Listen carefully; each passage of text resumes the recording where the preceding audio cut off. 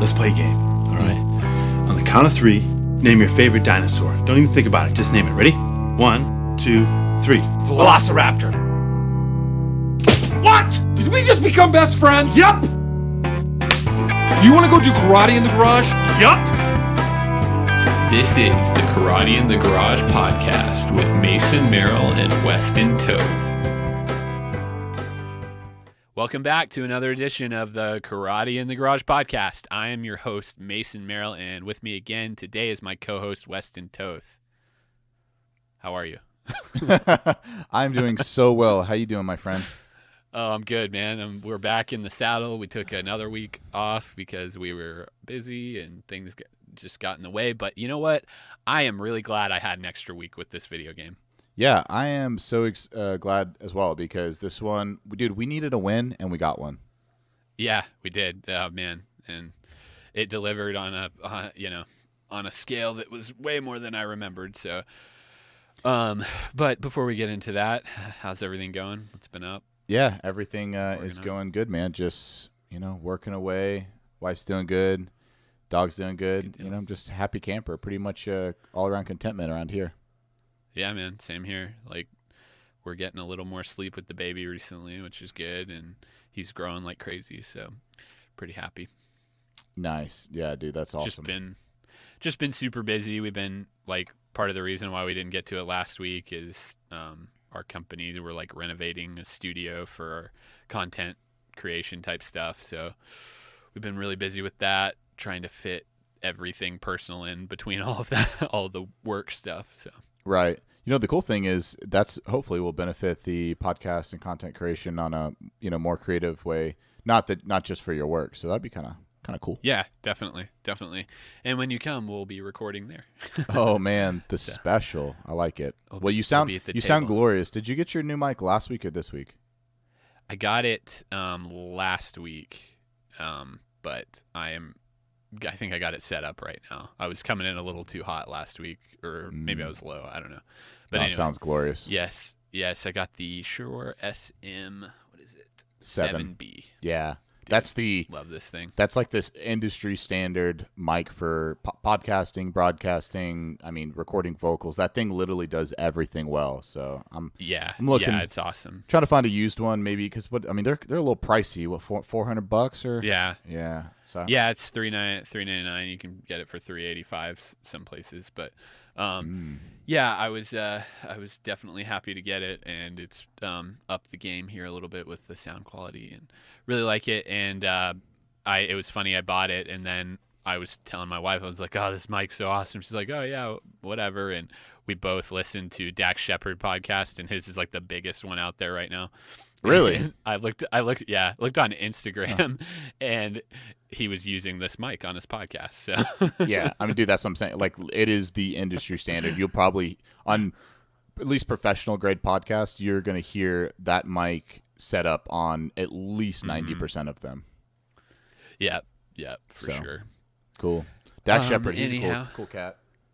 Yeah, he's got a pretty good show. If you're looking for some laughs. Just a guy. Yeah, he laughs, and a guy who just interviews celebrities all day.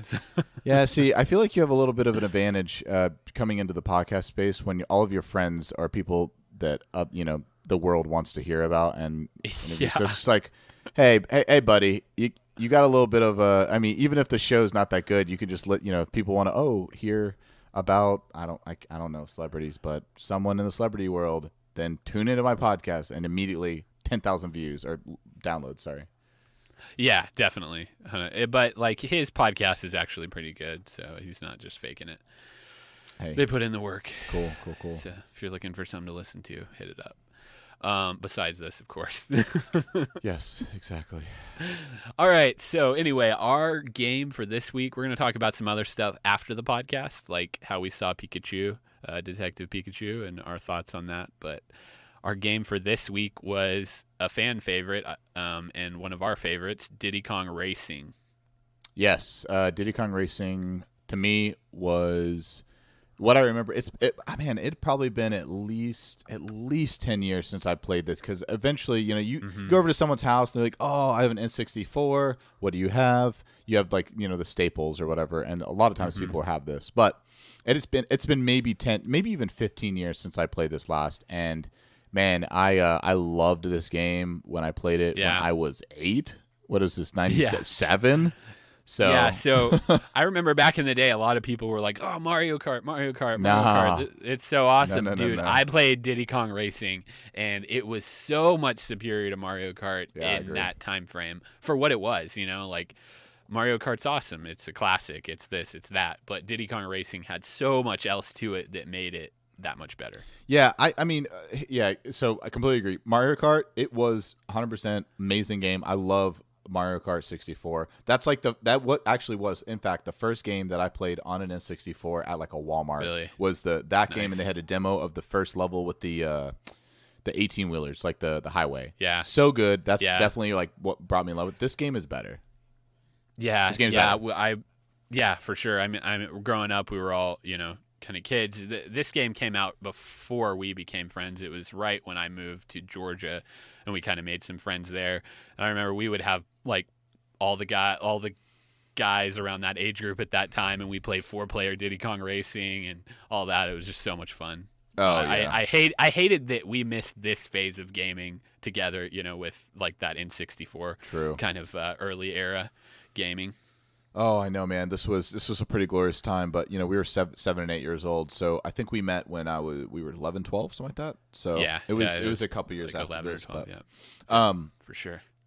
So Diddy Kong Racing, it was another Rare game, which, man, if I'm remembering correctly, we've played quite a bit of Rare games or developments who are games that were developed by Rare and Nintendo collaborations.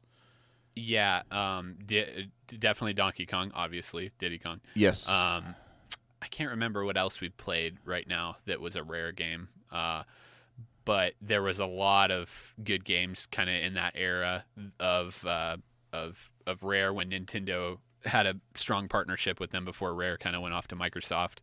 Like, for instance, another character that's actually a game that spawned from this game itself, Banjo-Kazooie. Oh, so yeah, that was another Rare property, but Banjo was in this game, and then a game like Conquer, that spawned from this game. So there's kind of like a lot that came out of this game that eventually made its way to other platforms and things like that. Yeah, very, very much true. So it was...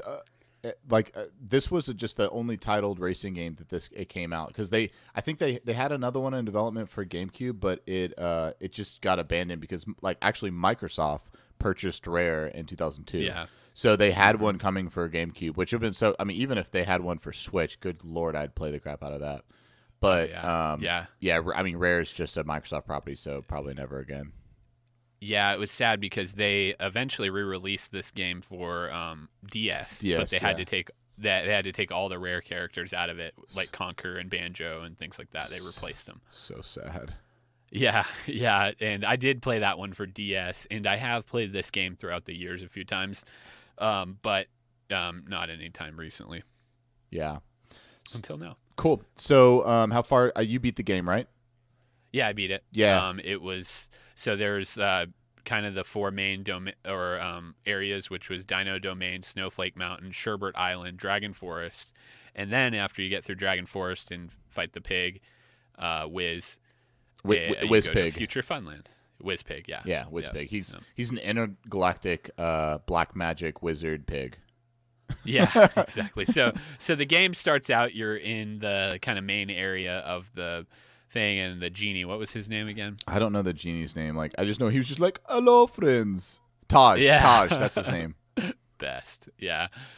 So, stereotypical, so here's here's a little bit of the synopsis right here. It says, Diddy Kong sat on the porch of his treehouse and curiously tore open the letter. It was often that a message arrived from so far away that that brought in help by a carrier pigeon. Eager to find out what it contained, he tugged out the note impatiently and started to read. Dear Diddy, it began, help! And so that just kind of went on from there. There was Tim talking about his friend Timber the tiger. So there's like a whole backstory to this kind of game that I think the Tip Top, that was the genie's name. Yeah, right. Who was it? The genie. I thought it was Taj. Oh, okay. Yeah, That's Taj. Right. Okay. Tip Top was one of the other guys. Yeah. Tip Top was the turtle. Anyway. Oh, that's right. Yeah. Yeah. Yeah, and then there was the Pipsy the mouse, Bumper the badger, and Taj the elephant. Okay, cool. Crunch the Kremling too. Yeah. Cool. Yeah. Okay. So anyway, like a little bit. So basically, this whiz pig has invaded the thing, and you need to race to eventually beat him. Yeah. So basically, like the island has all those different like areas that Mason just talked about, and then there's the guardians. Like after you race through, because there's probably like 4 or 5 tracks, and then once you win, you get some balloons, and then you can fight like the boss level or the area boss, which was the Tricky the Triceratops, Bubbler the octopus, Bluey the walrus, and Smoking the dragon, and they basically kind of are like his the Wizpig's henchmen, and then you end up fighting Wizpig or racing him too. So that's like the dealio. Yep. So anyway, as far as the gameplay, there was 3 different vehicles you could have. There's the regular cart, there was an airplane, and there was a boat. Hovercraft, yeah. That hovered. Usually it was like a water type situation with that. So, or snow. How did you? Yeah. That's true. Yeah. So what was kind of like your first take on how the gameplay sort of went of like the races and things like that? Yeah. So the races felt really good. The controls felt like extremely nice. The only thing what was weird is sometimes, because you had to, like the second time around that you had to do the coin challenge, is like if I was aiming for a coin, sometimes like if I turned, it would turn like really dramatically and I'd miss it. So that's just like a little pet peeve that I had. I was like, because I literally would have to stay straight till I hit the coin and then turn. So so the turning was a little bit sporadic, a little bit sometimes. So you kind of had to just get used to like being really sensitive with the controls, but it felt good. I mean, it's just it's basically like Mario Kart racing, except when you're using the cart, and then you had like the plane, which was honestly, it felt really nice too. And then the hovercraft of the boat where you did like the water or the snow levels. So, all of them felt like really nice. It's not like, it's basically kind of the same situation if you've played Mario Kart, where there was balloons that gave you, a boost power-ups, exactly, or rockets or whatever you were, so you could help like win the race. Except the oil puddle. The oil puddle, except there was no blue turtle show, which is so nice because I mean, screw that crap. So yeah, exactly. I thought it was cool because you could power up each of them too. You could save up your balloons for that category, so you would have like a force field if you got enough oil spills, or you'd have like 10. You'd have 3 missiles, and then you have 10 missiles, and then you'd have a homing missile. Right. Which was cool. I like that too. The speed boosts, it was kind of small, medium, max boost wise you could save up. So those were kind of like cool little fun things that made the races a little more intense. You could save them, and then at the I know I had some of those races at the very end, I'd strike a missile out and then I'd win, Yeah, that's very true. I like that decision, whether just to use the small ones constantly or just save them up for like the big moment, and that made the game feel nice. I really like that. Yeah, and I liked the idea of the bosses. So like you had kind of mentioned, you're kind of collecting enough balloons to move on to like the next stage as you go. And the first few stages, it's obviously you had enough balloons to move on to the next one, especially in Dino Domain. That was the entry, which was the easiest one. And you could collect these balloons and move on to the different areas. So right. I thought that was a neat little system of doing that, and a lot of the races were pretty unique. And there was like we said, there's airplanes and things like that, so it wasn't always just like the same. You're in your cart driving and racing, and the AI was really good in the game. I noticed that it wasn't like a walk in the park to beat some of these races. No, actually, even the first even the first Dino boss, it took me like 4 times because I would get to the very end and the track would get like really small, and and he would take up a lot of it. So if you got close to him, he'd just smash you. So you either had to be really far ahead of him, or like what I did at the very end is I just waited and then I hit him and then slid past him to win. But it was, it wasn't like it wasn't super easy at certain points. Wasn't a walk. No. No, yeah. So as far as the levels, what was kind of your favorite level Man, I don't know. That's a good question. or area? I guess you should say. I always like the snow area. You took the words out of my mouth. Same. Yeah, it's been pretty hot here this week, so it was nice to kind of feel cold, like the snow area. I like snow in games, especially like for N64, because you don't need that much insaneness to just make it pretty. No. Like it just didn't need that much to make it feel like a snow, like even in Banjo-Kazooie, just talking about like a very, very similar time frame game. Like the snow level where you in Banjo-Kazooie was my favorite level as well. Yeah, because it felt good, and I think the art style and the graphics for what they had to work out in 1997, 1998, it had enough oomph to make it feel good. Like it felt like, man, I'm in the snow, I'm trudging around, blah blah blah. Whereas, nowadays they can do anything because the graphics are just so ridiculous, but to make it realistic. But in this, like, it felt fun. So snow was my favorite as well. Yeah, it was awesome. As far as like I liked the different kind of, the levels weren't just all the same. It was like Everfrost Peak. It was kind of, it would go up and down, and you go through caves and things like that. Yeah. And then there was Walrus Cove, where you see the walruses and all that. Frosty Village, you'd be going through like a little townish area, like the lights and things like that were pretty cool. So it kept it fresh throughout the levels and things like that. I don't think it got ever repetitive to me in the areas. And I think having 4 different tracks per area was nice in that aspect. Yes, very much so. I wasn't too many, it wasn't too little. That's kind of a standard though with racing games anyway. But just that's worth mentioning. Yeah, I kind of did like how there was, most racing games like Mario, whatever, you just try to get number 1 on the podium, but this had like kind of, it wasn't like an adventure mode racing game. So that felt good about it. Like, where I had like, a thin story, but a story. Yeah. And then there was like little extra races where you would race Taj around the main area.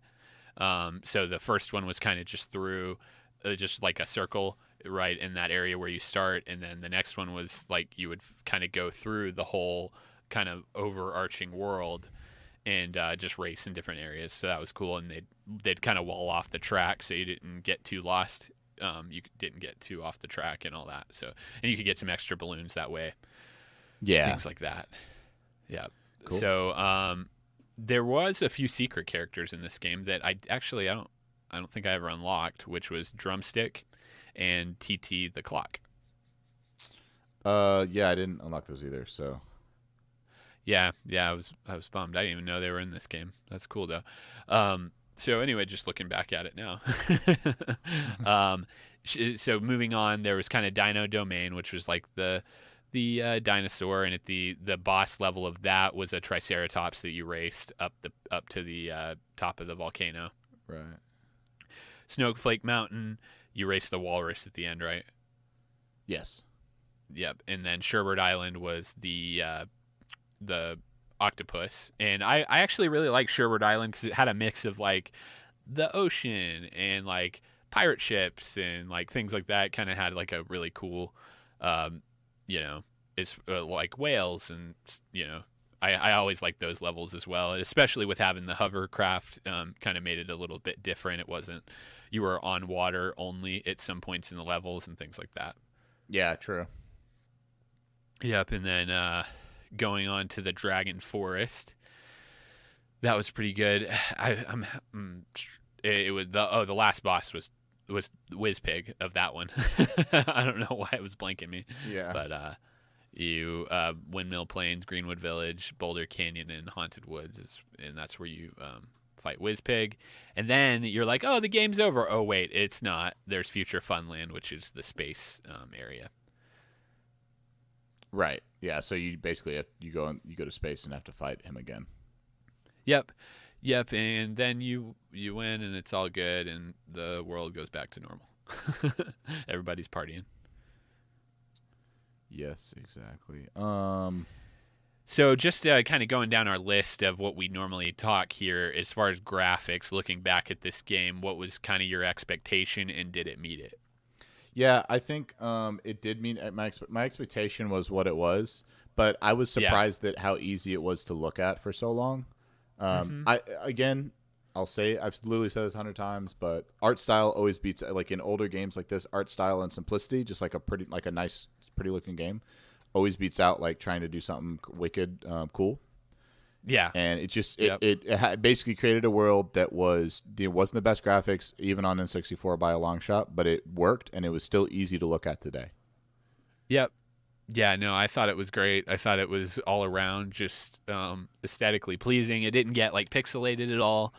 The little cut scenes where you meet up with the bosses were good. Diddy Kong had a little bit of an attitude in the game, so that kind of showed through the graphics and stuff too. So I thought that was nice. Yeah, I agree. Yep. So let's see. Going back down the sound, what did you think about the sound as it was? I think the sound was fine. It wasn't, I don't know. I honestly can't even remember too much. It was fine. Like I was just, it wasn't annoying, and that's the thing.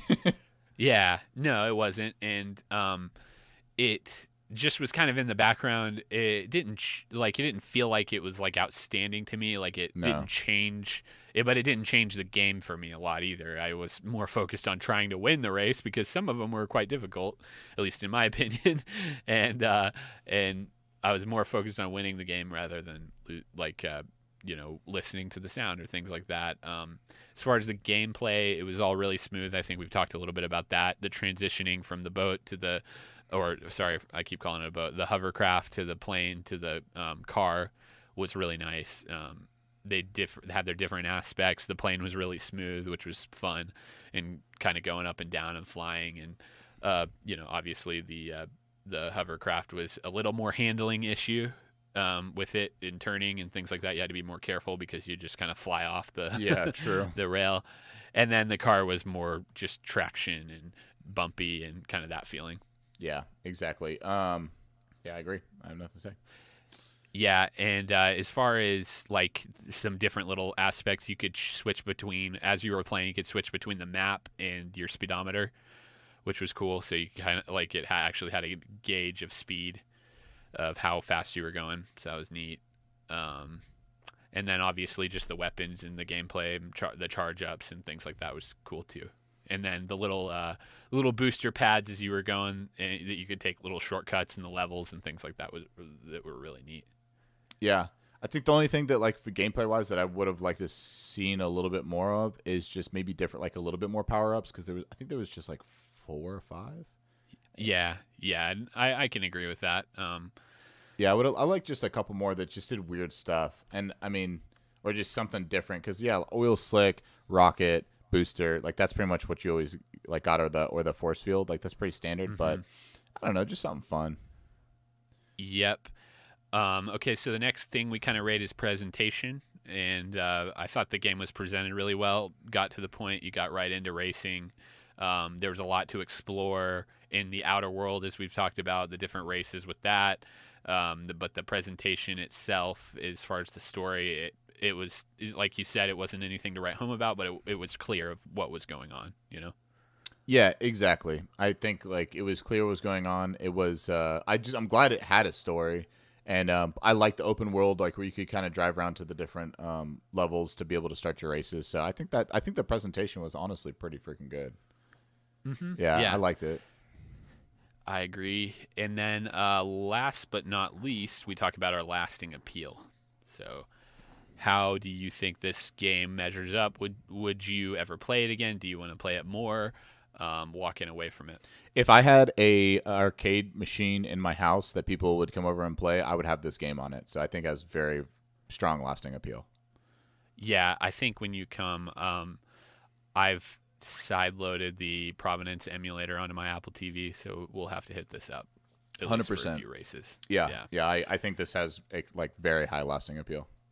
Dude, I'm looking at some pictures. I just Googled Diddy Kong Racing on Google, and apparently somebody remade some of this game in the Unreal 4 engine. Oh, Wait, really? so good. Yeah. Yeah. Google Diddy Kong Racing Unreal 4. It looks so good.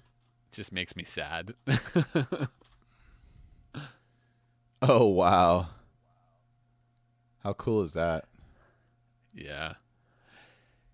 Yeah, another thing too is like in the actual world itself, you could talk to Taj and switch your vehicles, which was cool.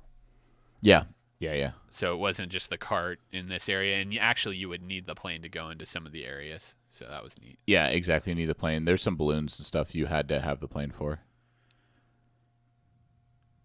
Yeah. And then let's see, as far as the just kind of an overall grade to this game, I think we've covered it pretty well. Mm-hmm. You know, it's just kind of straightforward. 3 aspects to the game: the water, the flight, and the road, and just the story overall, and the 5 bosses in the game. Yeah. So how many balloons out of 10? Yeah, I was trying to think of what we were going to rate it as, but yeah, definitely balloons. Let me just you go first, and I'll follow you it up. Yeah, so for me, I think this was a 9 out of 10. It was not perfect, only because it was a little repetitive. Because as most racing games are, but man, to me, it's near flawless. I have a hard time giving games 10 out of 10 a lot, but I think, and the music wasn't like absolutely super strong. It was okay. But it was just like if we had maybe a little bit more diversity on the music and the just the overall tracks or something, just the overall repetitiveness of the game. But I think it was really high up there. Yeah, I did my little calculator thing that I do here, and it gave me an 8.8, which is I think pretty right on the money. It was just an overall fun, good experience game. I would definitely revisit this game in the future. It did a lot of good nostalgia things for me as well. So definitely 9 out of 10 for sure. So would love to see this game remade. Yeah, I mean, I would just like to see Diddy Kong Racing, Ultimate on Switch, where they brought a ton of more characters and they added a bunch of tracks. Like that would be such a. And just or they change the storyline to or just improve the storyline to the next Wiz Kid's evil twin brother comes or something it's like I don't really care what it is, just make something cool up and have another adventure mode with a little bit more umph to it. I'd pay $40 for that game. Oh yeah, for sure. And the and Rare has actually come out and said they're willing to deal with Nintendo. Microsoft is with Rare.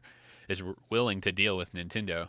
So, maybe we'll see it in the future because they've talked about Banjo and being in Super Smash Ultimate and things like that. And Geno, I forgot Mario RPG. No, that wasn't a Rare game. That was Square. But yeah, some different things like that. So with Banjo and Conquer and things like that being in Smash. So maybe one day we'll see something out of this. Yeah, for sure. I think the only problem is Mario Kart just has such a monopoly on that space right now that I don't see them doing this, but at the same time, it would be cool. I like it. So check this out. Guess what GameSpot originally gave this game in 1997? What? A 6.6. Really? Yeah, fair. That's crazy. And then I looked at all the other reviews, and they were either 9 out of 10 or 10 out of 10 or 5 out of 5. Yeah. Everyone loved this game that, except GameSpot. They just didn't. That's funny. They didn't like this game so much. I wonder what their reasoning was. Yeah, I mean, a little bit I just was looking at this now, and it's a little bit like what I said. They also didn't like Mario Kart 64. Yeah. Okay. Yeah. So. Well, you can't be happy if you're not going to like either of them. I know. You just don't. It sounds like you just don't like the that genre of games. But anyway, yeah, I would definitely play this game again. I wouldn't play Mario Kart 64 unless we did it on this podcast. That's where I'm at with it. That's how much I liked this game. Yeah, I actually completely agree. I could definitely hit this up again. But if we want to redo Mario Kart, it's going to take me definitely to being with someone in the flesh on a 64 playing it, or playing it just for the podcast. Definitely. Cool. Okay, cool. Well, I think we can put a pin in that one and moving forward. So Very nice. Okay, so just wanted to talk about this and what your thoughts are. Netflix is coming to E3 to announce Netflix original games. So, Netflix obviously has too much money, and I mean, realistically, they're just, it's falling out. They're just pouring money into like original shows, right? Like half of the stuff that people even go to Netflix for is the original stuff. Now they're saying that they're going to turn, or it seems like they're turning a lot of their original franchises into video games, and that will be on the Netflix platform. Hopefully, like if you have a PS4 or an Xbox or whatever you play it on, you can play these games on that, like streamed. So we'll know more when E3 happens. But how do you feel about that? What's your initial thoughts? I'm not like a Netflix guy. I don't watch all the series and things like that. So I'm definitely interested to see. Like it says, they're planning the launch of a Stranger Things game coming, and I just haven't ever watched it. So just first take is cool. I'm not opposed to it, but I'm not like, oh god, this is so exciting, Yeah.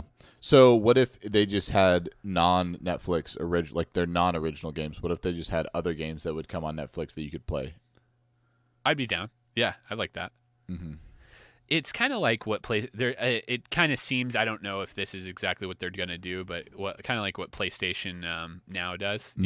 Like a streaming type game service where you play a bunch of games. Yeah. But obviously, they're doing their original stuff. So. But I mean, even if they did, what I see happening is them dipping their foot in, and then like faltering at first, or making something that's kind of cool, and then figuring out like what people want, or like the gamer space in general of like what gamers want, and then making games that are like AAA games that you can only get on Netflix with with an extra $15 subscription per month. Yeah, for sure, definitely agree with that. So, or even like, because I don't think they're ever going to go to a pay model of like, hey, buy this one thing for this amount.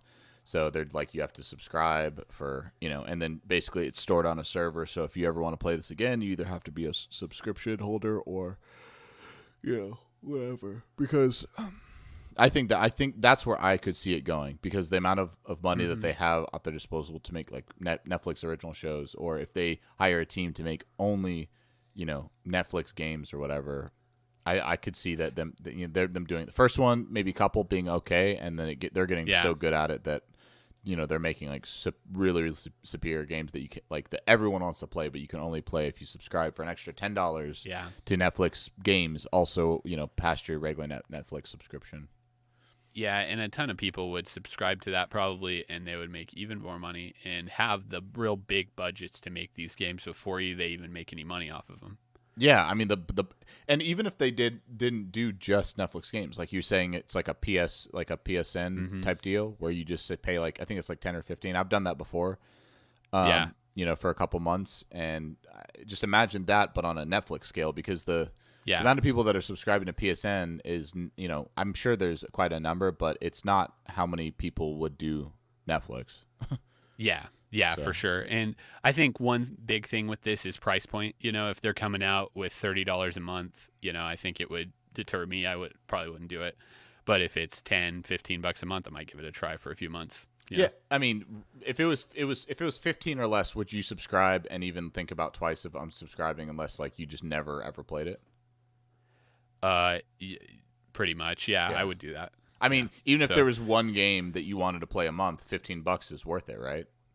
Yeah. Oh, yeah. But anything past 15, and it depends on what they're churning out too. Like, are they going to be churning out games like they do shows? And is it going to be like things that are familiar, or is it all going to be original content, or kind of where is it going? So I'm definitely intrigued. I wouldn't say I'm hyped like this tweet says that I'm reading from Netflix right now, right? But I'm definitely intrigued. So cool.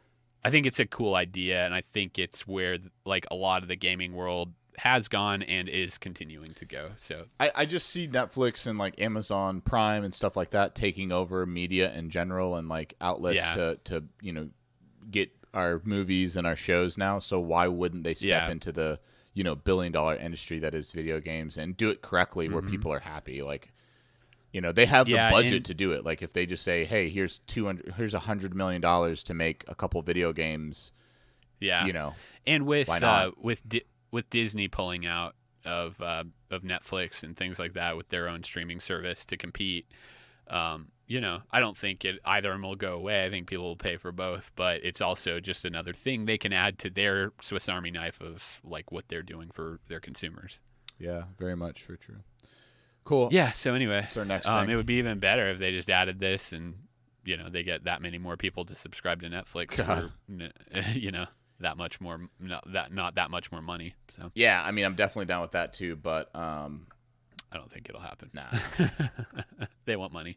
So anyway, that's a good thing. Another thing that was talked about last week, so PlayStation has started doing their own version of Nintendo Direct, basically called State of Play, and they showed us a new trailer for Final Fantasy VII. Woohoo! I'm so excited. Yes, finally some information. Like, I was talking to somebody else about this the other day, and they were like, "Yeah, I mean, whatever. Like, it's been so long now," and I'm just like, No, I'm so hyped still, for this. I'm still excited. Dude, what has it been? 50, like, when's the PS3 trailer came out? Like, what year? Oh, it was like 2007 or something, wasn't it? Yeah, like it's been at least like 13 years. I don't give a crap. I'm still excited. Yeah, for sure. And just to know that, like, they've said we are nearing a launch plan for this game. Come back and see us basically in E3, and we're gonna let you know what's going on. So it was kind of an awesome little teaser to whet our appetite for E3. So what's your prediction on releases for this at E3? Because I think they're going to give us a release date at E3. Yeah, well, if it's the Kingdom Hearts track, they'll say it's coming in like November and then really release it in February. I was going to say, yeah, I think I could see this for Christmas or around Christmas time, end of the year, Q4, for sure. Yeah, I'd be down. With that, I like the trailer. It looked awesome. The gameplay looks sweet. I like that it's not turn-based, like the old school. They're kind of making it more action turn-based. Is it like Final Fantasy 12 where Knights of the Old Republic style where you basically you can kind of set up the turns, but realistically it's kind of like just live action turn-based? That's what it looked like to me. Yeah, it looked more like a Kingdom Hearts type thing to me too, though. I don't either way. I'm excited. Even more action with a better kind of upgrade system to the game. Man, I don't care. I'm ready. Yeah, super stoked about it either way, and definitely looking forward to E3 this year. There's just a little side note for Square. There's also some rumors stirring that the game they teased back in like 2016, which was an Avengers Square team up, is going to be talked about more this year as well.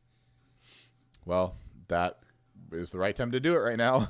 Yeah, they had this little trailer, and then it never culminated into anything, So yeah, well, I'll look forward to it when I see it. That now's the right time to do it because everyone's obviously still buzzing with Avengers on their minds. So hey, do it out, release it, let's get it. I'm ready.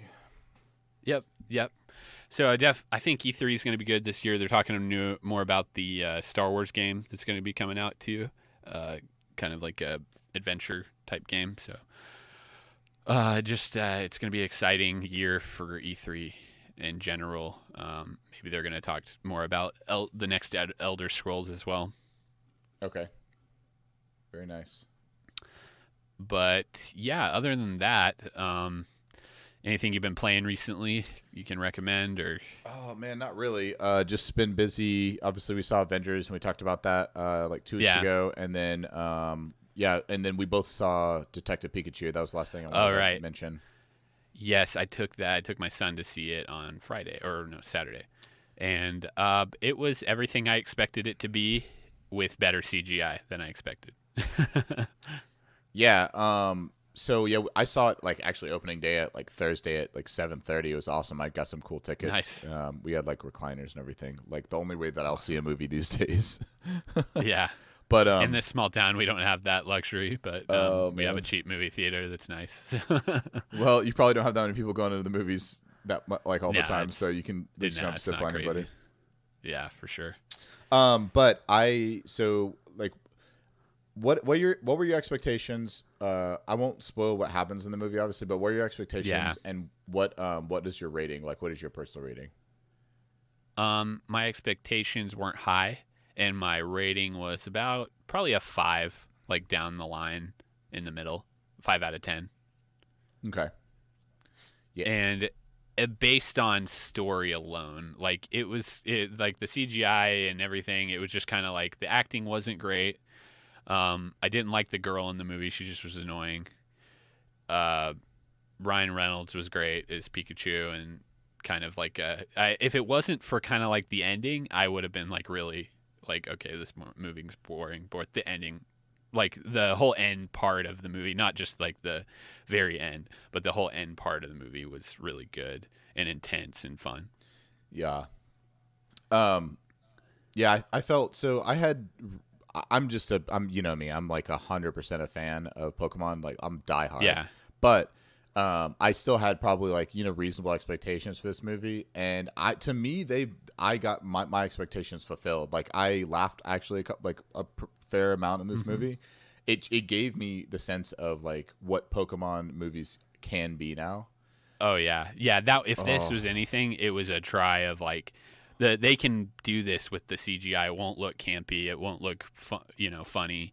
Kind of gave a scale to some of these Pokemon. And oh my god, like a kind of like a world building type thing that was like really good. Of like would make me excited to see, a different story. Something more serious. Yeah. So I mean, to me, like where Pikachu doesn't talk. Actually, Brian Reynolds' Pikachu was great. Like, I can't even. Yeah, it was funny, and the ending kind of made it all okay. But other than that, I like if it wasn't for that, I would have been like, okay, I don't know. But it all made sense at the end, and it was fine. So yeah, I mean, not to spoil anything. Yeah, no spoilers, but CGI like 10 out of 10. Like the world itself, 10 out of 10. Like, love that part of that, and that's what made me really excited. And Brian Reynolds, really, really good as Pikachu. I did like the like him in it and different parts of it, but the main actors were really bad. Yeah, like, they were bad. The scene, and this is not spoiling anything because it's in the trailers, but the scene where the Blastoise is battling Gengar in the oh my god, thing, yeah. that was really cool, and that was I didn't even realize it, but that was a throwback to like the old blue version beginning of the game.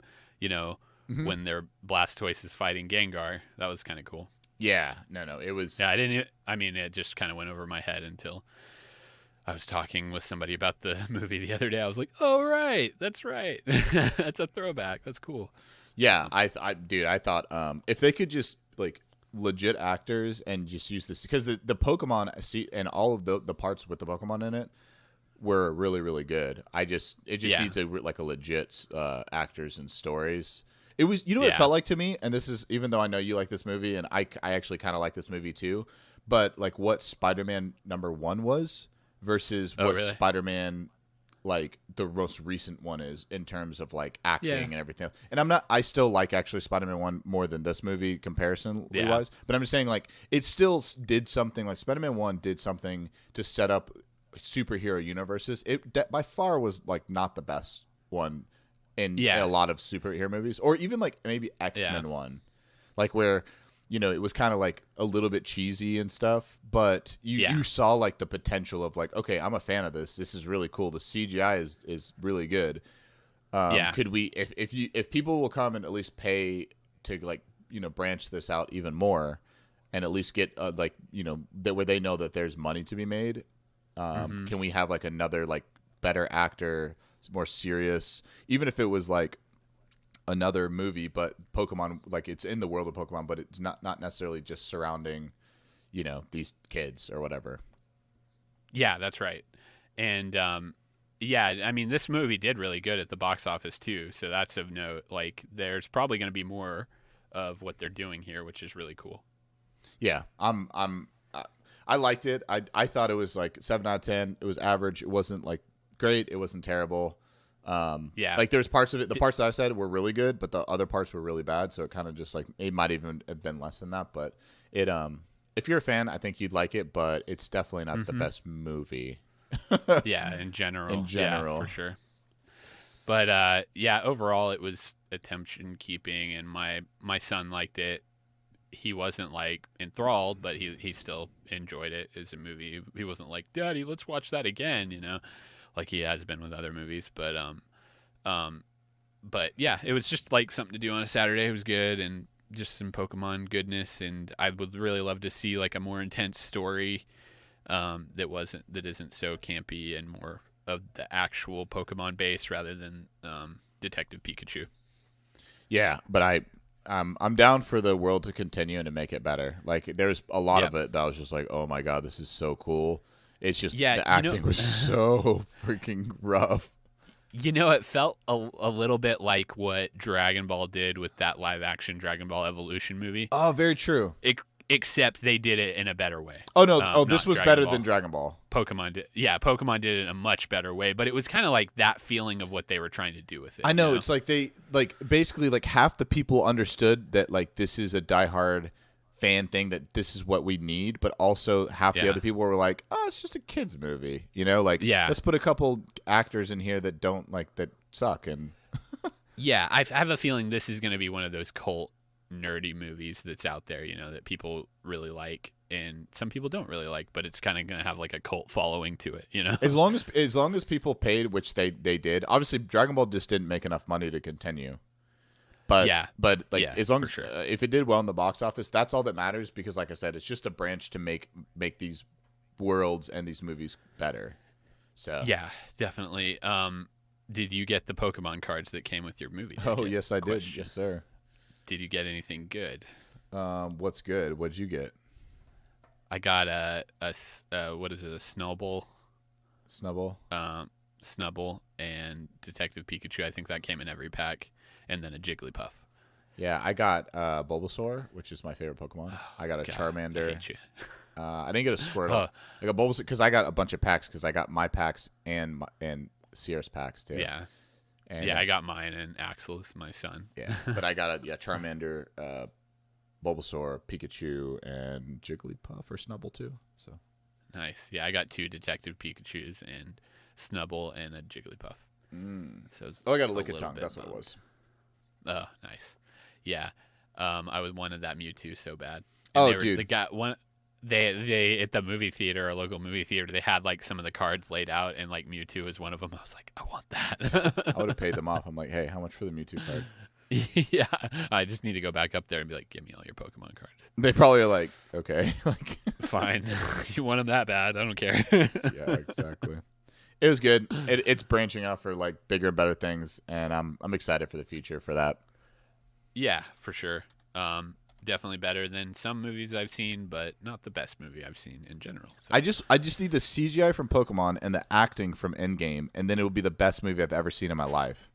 I know, right? I saw your hipster brother posted on Instagram that he still liked it better than Endgame, and we need to have him on the podcast now that the spoiler ban's, because I need an explanation of this. Yeah, I mean, I feel it. I feel I understand what he means. We've talked about it at length, so you'll have to kind of grill him and kind of see why he feels that way. But I understand why he feels that way. He's got some good points for sure, but I like that movie a lot more than he did. Yeah. So like I said, I like 8 out of 10 for me, but he was like, yeah, I think he was like a 5 for him. He was just like, yeah, he could give it or leave, take it or leave it. All right. Well, to each their own, I guess. Yeah. Well, hey, we'll have to have him on. You can grill him about it. It'd be kind of funny. I definitely want to. Oh man, good times. Cool, man. Well, I think that's it for this one, man. Yeah, I think we are. Yes. We got some business to handle. We don't even know what we're doing next week. Well, that's on you, my friend. I picked the last one, so. Okay. All right. I don't. Man, there's a couple I want to do, but I don't want to jump the gun. So, and it's a little bit of a longer form, which is Digimon World 1, because we haven't done a Digimon game on. Yeah, I've never played that, right? I know you haven't, and I want you to. I've watched you play it when we were 10, but I've never played that for myself. It's on my all-time top 10 games. I play this game yearly, on the year basis. I'll just go in and play it again because I like it so much. Did you ever Is beat that the one for something- PS4? No, I didn't. I need to get back to that one. I do too, man. Like those nights that we would play it and just like chat while we were both playing It's so it. good, dude. Yeah, man. Like until like we both got busy and I know. decided to make more children. Hey, well, I mean, you are legitimately getting busy to make more children. Yeah. Yeah, but anyway, I turned to the Gauntlet and I did Nintendo 64 and it was just like a baseball game. I'm like, nah, I'm good. And then I got Mario Golf just now. So I want to do Digimon, but it's a longer form game, so I want you to be able to like play it and appreciate it. Well, So okay. So I'm just kind of throwing that out there, but if you want to like, I just did the Gauntlet. I'm not opposed to this. Mighty Morphin Power Rangers the movie. Let's just not kidding. say anything Just for kidding. now, We've and already we'll maybe like talk about it off the pod. Okay, all right, that sounds good. Animaniacs for Super Nintendo. Oh, I wouldn't be opposed.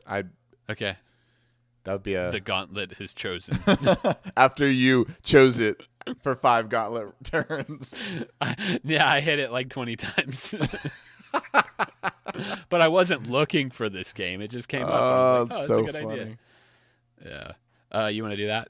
Just do that. And Man, sure. Like, let's try it. It's something that I'm sure I played at some point, but I can't remember it. yeah, it's like a side scroller. I remember playing this game and I only got past like the first level because it was like too hard when I was like 5 years old. So